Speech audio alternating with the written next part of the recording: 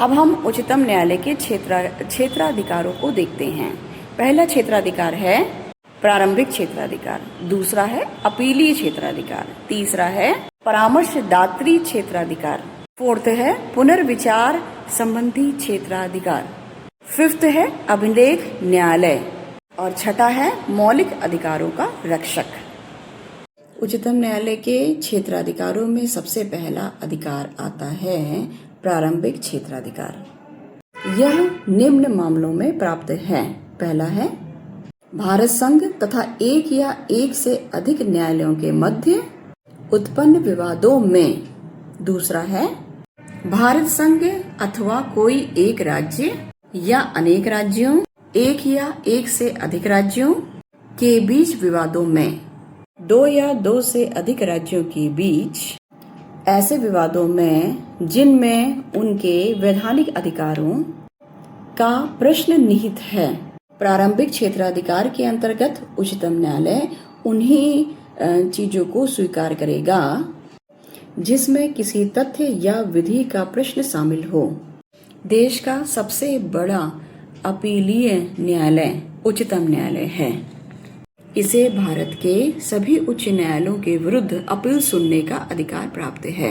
इसके अंतर्गत 3 प्रकार के प्रकरण आते हैं: संवैधानिक, दीवानी तथा फौजदारी। अब आता है परामर्शदात्री क्षेत्राधिकार।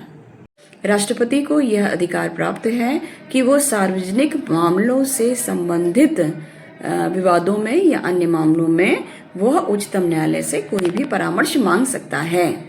इसका वर्णन अनुच्छेद 143 में किया गया है। इसको मानना है या नहीं मानना है, मतलब उच्चतम न्यायालय के परामर्श को, यह राष्ट्रपति के विवेक पर निर्भर करता है।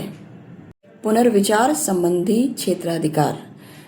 इसका वर्णन अनुच्छेद 137 के अंतर्गत किया गया है। इसमें क्या कहा गया है? इसमें कहा गया है कि अगर सर्वोच्च न्यायालय ने कोई निर्णय दे दिया है, कोई विचार प्रस्तुत कर दिया है, तो उस पर पुनर्विचार की शक्ति न्यायालय को, उच्चतम न्यायालय के पास होती है। और पुनर्विचार करने के बाद यदि उसे लगता है कि फिर से निर्णय को परिवर्तन करने की जरूरत है या उसमें कुछ संशोधन करना है, तो वो कर सकता है। अनुच्छेद 129 उच्चतम न्यायालय को अभिलेख न्यायालय का अधिकार देता है, अर्थात इसके जो भी निर्णय होंगे वो साक्षी के रूप में हर जगह स्वीकार किए जाएंगे तथा इसकी प्रामाणिकता के बारे में कोई भी प्रश्न नहीं किया जाएगा। एक क्षेत्राधिकार और है मौलिक अधिकारों का रक्षक।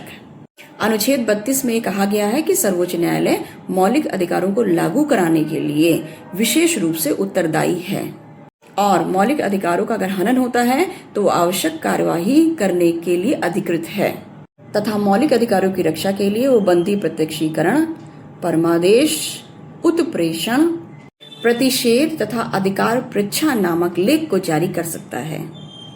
इस प्रकार हमने इस वीडियो के माध्यम से सर्वोच्च न्यायालय की छोटी सी झलक देखी। न्यायालय का सर्वोच्च संस्थान, सबसे ऊपरी न्यायालय जो दिल्ली में है, एकीकृत व्यवस्था है न्यायालय की और ये पूरे भारत में एक ही है जो दिल्ली में स्थित है।